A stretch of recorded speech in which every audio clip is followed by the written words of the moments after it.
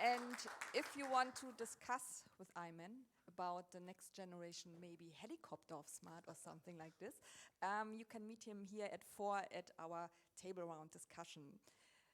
You want to make the next one, or you want to have a glass of water? I can make the next one, okay, of perfect. course. Thank you for that. Yeah. So I think next, as I said, the bots are taking over. And I'm a firm believer that it's crucial to integrate your bot solutions with your contact center. But it's important for you to make sure that both complement each other. One cannot go without the other. And they definitely need to complement each other.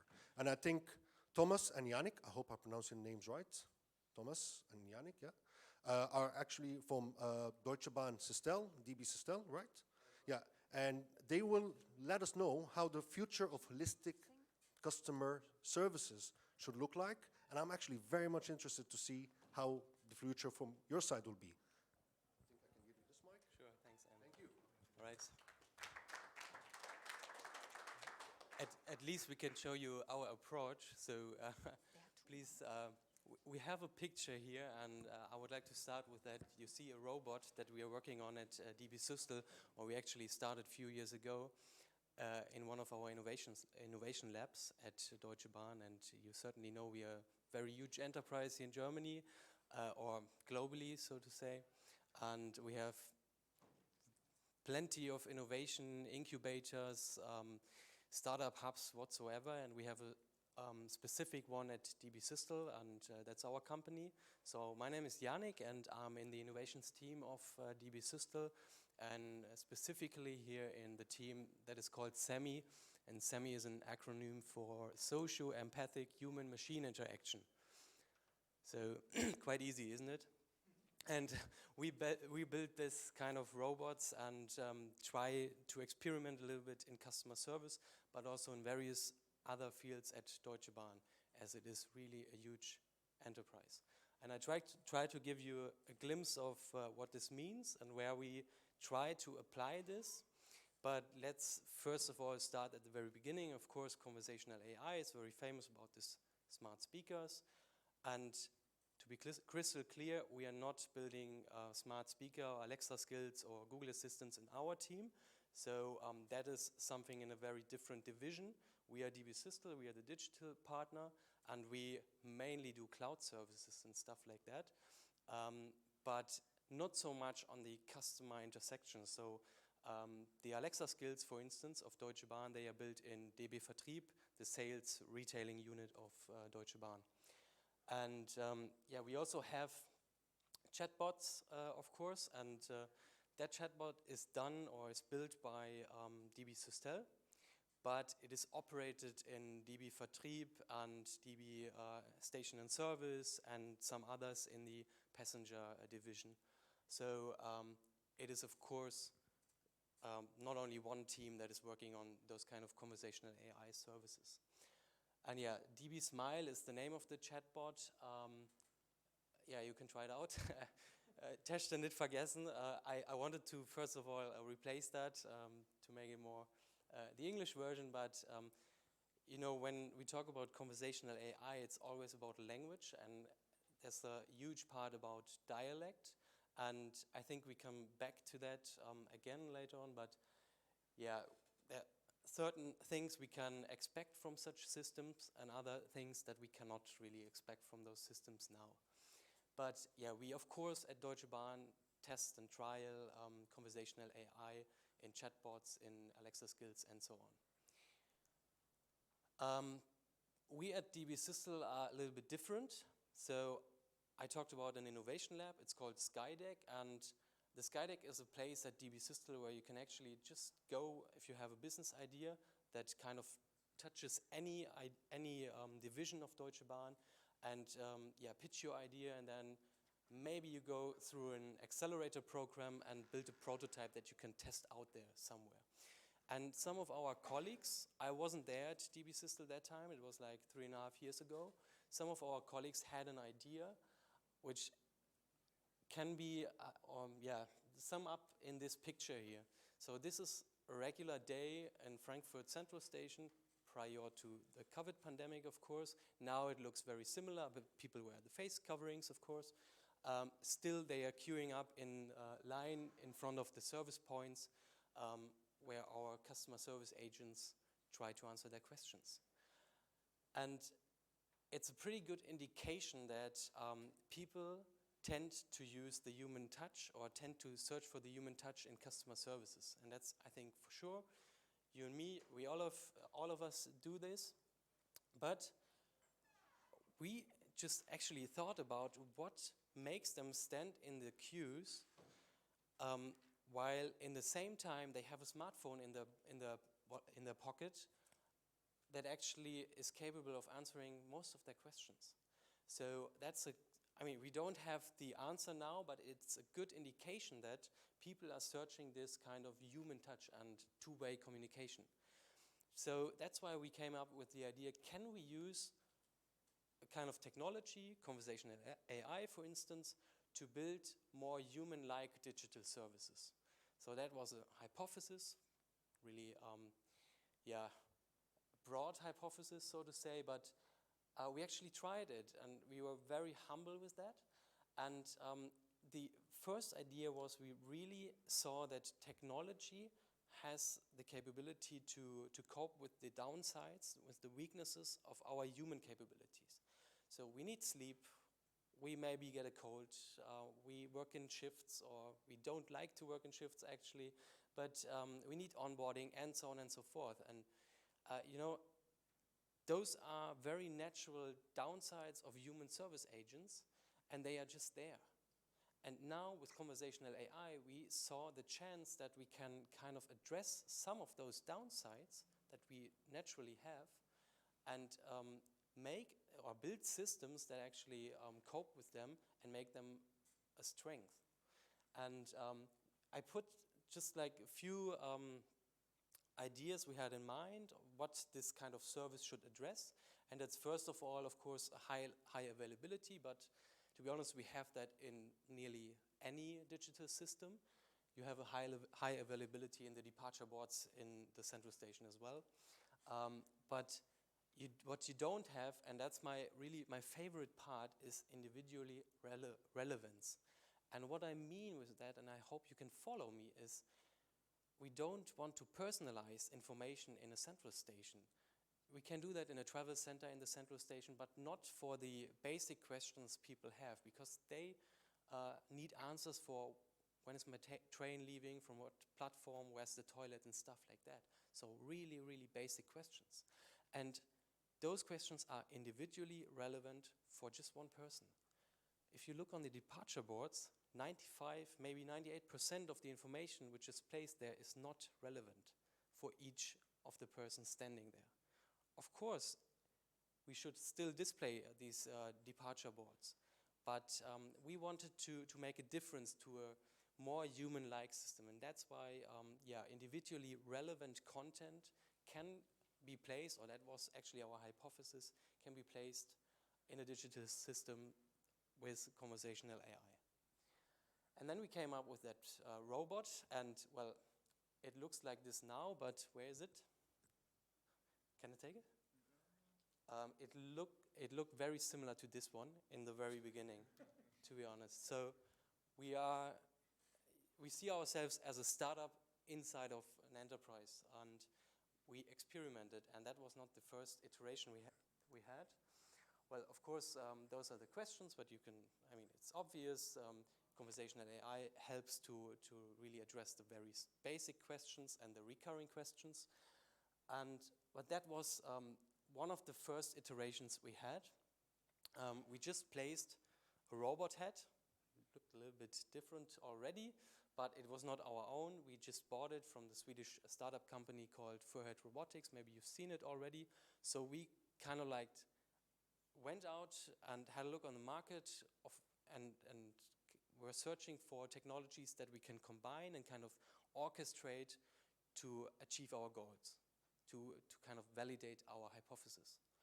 And then, this was at Frankfurt Airport where we placed it the very first time. So we didn't even test it in Deutsche Bahn at the very beginning. We did it at Frankfurt Airport, first of all, and I think second and third time as well, right? And then, we kind of developed it a little bit more, and it looked not so prototypey anymore. We went to Japan, to Tokyo Central Station. Thomas was there, I wasn't, but well, I can tell you he can write books about this journey, because I had this word multilingual system there as well. And I think, Dieter, you addressed it as well. Multilinguality might be easy in the first glimpse. You can just build in a translation engine and then deploy Japanese, for instance, but it doesn't work. I mean, the translation works, but it doesn't work for humans. So the expectation of Japanese people, of the Japanese culture, was a whole different. And so that was one of the biggest learnings I think we had. We can't just translate stuff into, for instance, Asian languages, because it's very different when it comes to intercultural stuff. Yeah, but we made a bunch of other learnings from this test and prototype, or a pilot test in Japan. And then we applied it in the Berlin Central Station, in our travel center. And we had even the same, if not more, learnings. Internet connectivity was one of it, so we had no chance to go to a window or whatever to to get a better internet connection. And I wasn't there either, but Thomas again was there, and he made it to Günther Jauch. Bad luck, yeah. But well, so if we wouldn't have failed in these first tests, we wouldn't know what to expect from such systems. What are the barriers, the hurdles, and what do we have to consider if we go out there and have the idea of just putting a new service into a central station. So we learned a lot, that's the bottom line. And certainly a lot of people criticize Deutsche Bahn for anything we do, actually, of course, and I think, to be honest, it's quite reasonable also for what we did. Yeah, you can definitely ask, why are you investing in such technologies?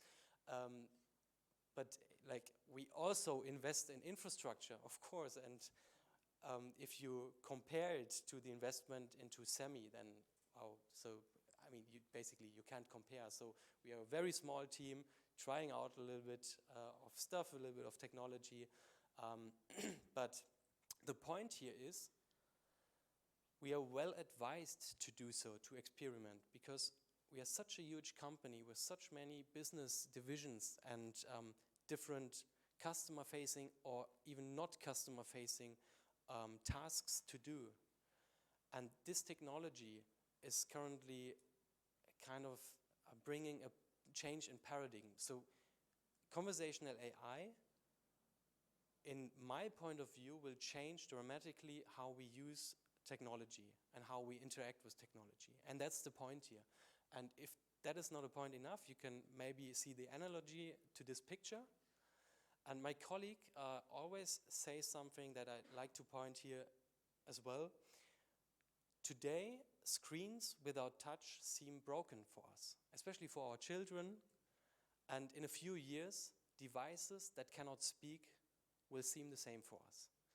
And if we now look at Google, Facebook, and so on, and what they invest in that kind of technology, then we are well advised to learn about the impact this technology has on all of our business, especially at Deutsche Bahn, as we are facing customers in our business.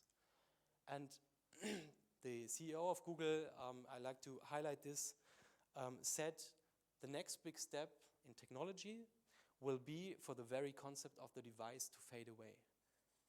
And at Deutsche Bahn, we are a device-driven industry. I mean, it doesn't matter if this is RMV, so the local transport association. I don't want to blame anyone here, because the ticket engines, they are looking pretty the same everywhere in the world nowadays. I mean, they are still very robust and sturdy systems, and I mean, they are there for decades already. They are good systems, I would argue. But if you go out there, and that's the one in front of my house here in Frankfurt, you just don't want to touch it. I mean, you don't want to use it. And that's not, I mean, it was there before COVID-19. I didn't want to touch these machines. I mean, I hate it. right? So if we kind of think about what the future might bring to those kind of device-driven industries like Deutsche Bahn, then we can certainly see maybe we have the chance to build new ticket vending machines that you can just, where you can just get your ticket without even touching anything. And that's like a promise we, for us, see in conversational AI. But it's not easy. We can't just bring, I don't know, a voice interface on that machines. We have to also cope with user expectations. So the whole interaction idea is, I mean, you can't just hire conversational designers and so on and build a user interface that's capable of doing voice on a ticket vending machine. You have to think about how the user perceives it. And our idea is to kind of use those kind of avatars as, say, an evolution to the robot interface, which I just showed you. So I don't think robots will be in our stations in the future. I rather think we use the screens that are there already, or maybe we use new ones, and we place some avatars on it, because it is more sturdy, you know, and you can, I mean, the robot, if you punch it, then it's broken, and it costs a lot of money. And a display, I mean, you can just replace it. That's easy. There are other people betting on avatars nowadays as well. And again, to be crystal clear, we don't want to build any metaverse or whatsoever. I mean, at least not yet. We want to apply it on stations where people can use it that don't tend to use smartphones, apps, and stuff like that. So we have a broad range of customers. Some are old, some are not using smartphone apps, some are not using digital services. Maybe they could use an avatar, just place their question, because they don't need to own any technology for this. And it's simple. You don't even have to learn how it works because, well, we are born with that. Use your voice. That is a picture of Hamburg, Stephansplatz. It's the metro station. And I mean, the picture was made like 3 or 4 weeks ago. So we test an avatar called Joe out there at the moment. And we test another one called Ella in Newcastle Central Station in England with our partner LNER, and in Hamburg is the Hamburger Hochbahn, so the local transport association. And yeah, so this is currently happening. So both avatars are having conversations right now. And these is some conversation data of Ella in Newcastle from the past 7 days. I just want to bring that up because you could still argue, we have to learn from the data, and you could still argue, does that make sense? And our crystal clear answer is yes. Look at this, 40% of all the questions placed to the system are in the domain of rail capabilities. So people are asking for, when is the train to Birmingham leaving? On which platform do I have to change my trains on my journey, and so on and so forth. Then we have a capability called routing. And routing is basically, where's the toilet? How do I get to platform 4, 5, whatever?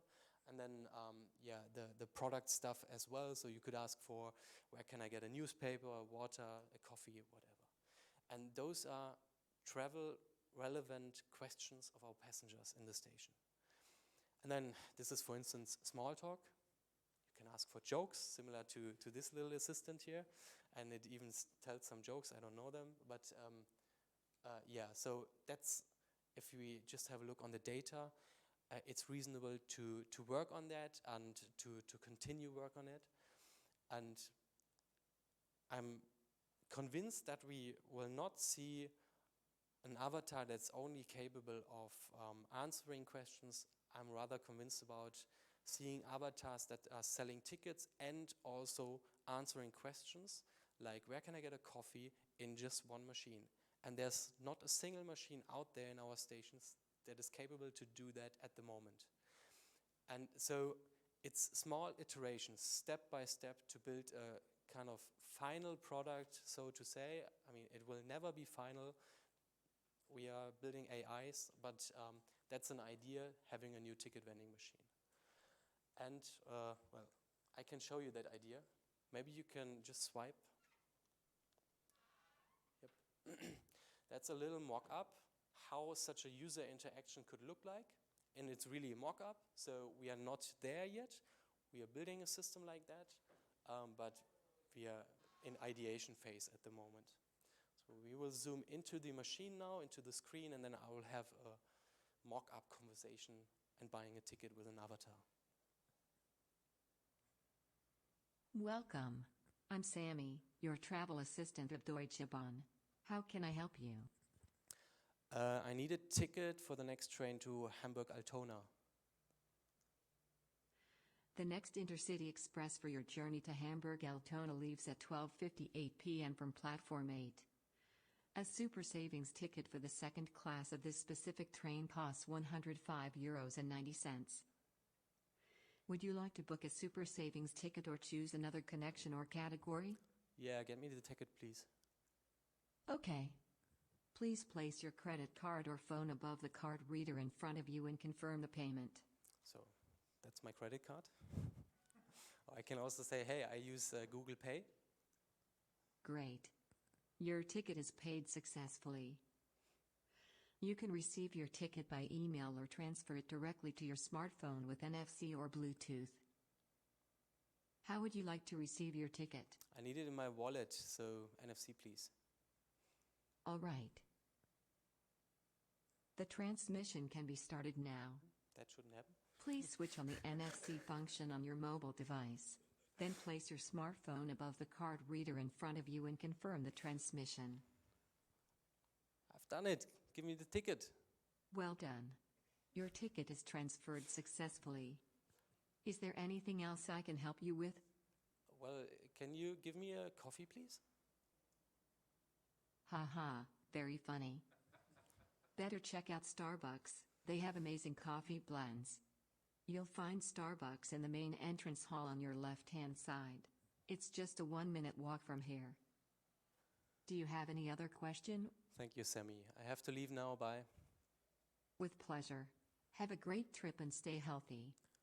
So that would be an ideal process of buying a ticket with a voice interface, you know. And the avatar can certainly help, and that's what we think, and what our hypothesis says, in raising the expectation for the user to just use voice for the interaction. Would you switch back, please? Yeah. Well, and that's all on the customer-facing end. So we are building products like this. We are testing products. We are experimenting heavily, not only with the conversational AI technology. It's a lot about 3D animation and stuff like that. So we have a bunch of partner companies doing that with us. And as I said, and I'd like to highlight this term again, we orchestrate that kind of technology. So we don't build the speech-to-text engine on our own. We rather apply the ones we find on the market, but not one specific, because we have so many different use cases throughout Deutsche Bahn. Like those guys, mechanical jobs, blue-collar workers, they actually use a vocabulary that no one of us understands. And no speech-to-text of Google, Microsoft, IBM, and whatsoever understands that naturally. And I think you know that, or most of you might know that. So we have to train those systems. But training those systems also means you have to understand them, and each system works slightly different. So for us, it's really key to have an open vendor approach, or to avoid a vendor lock-in the other way around when it comes to conversational AI applications. And we have to think in interfaces. So what would be an interface for such a blue-collar worker? Definitely not a tablet or a smartphone, because they need to work hands-free. We would rather select something like a wearable they can wrap around their neck, and then just talk to an assistant, for instance, for damage reports on our trains. So those people, they actually walk around the trains, be it an ICE or a cargo train, and then report damages. And nowadays, they have I think a tablet, and they have to put in their report into the tablet. And we can give them a tool that basically works hands-free. And we don't need an avatar for this, of course. Yeah, that's it basically. So these are kind of the application fields that we see at Deutsche Bahn. There are a bunch of others, but we are doing a lot of experimentation, and yeah, it's very exciting and challenging at the same time. But yeah, it's cool. A lot of fun. Thank you.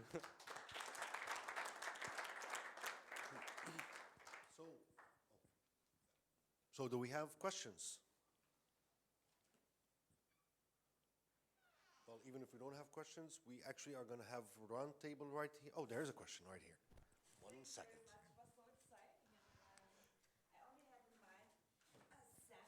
SEMMI as the head we knew.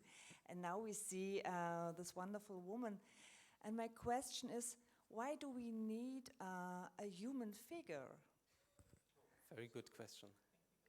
Can Yeah, because when, do you know the film Her? Yeah. You always have this woman in mind because of the voice. You know, it's, what's the name of the actress? Scarlett Johansson, yeah? You have her in mind, but you don't see her in the film, and the film is very long. So my question is, why have you made this decision for this woman here?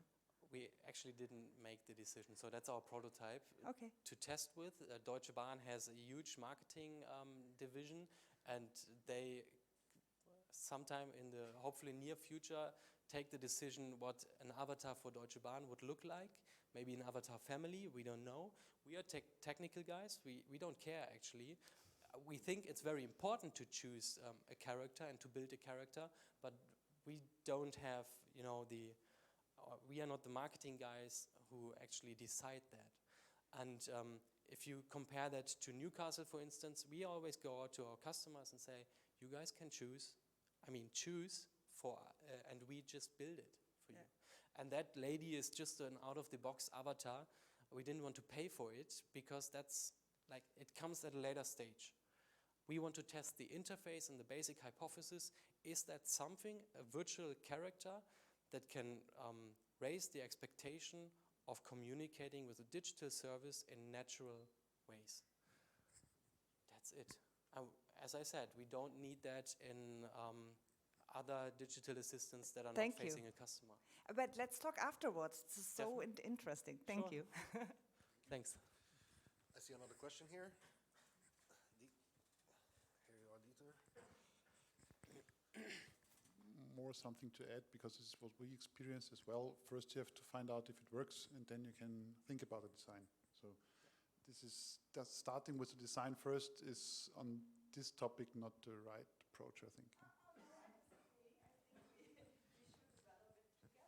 Then I would propose that you guys sit in the round table with Jannik and discuss this, because that would be an interesting one.